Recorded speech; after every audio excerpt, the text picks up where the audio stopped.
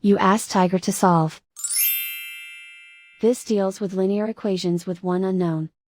The final result is x equals 6. Let's solve it step by step. Group all constants on the right side of the equation. Subtract 6 from both sides.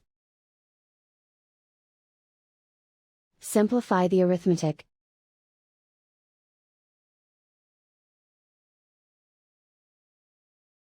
Isolate the m.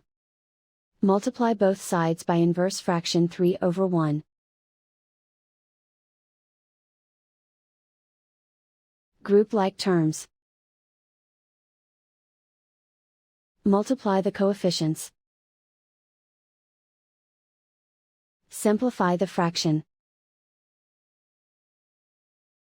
Simplify the arithmetic.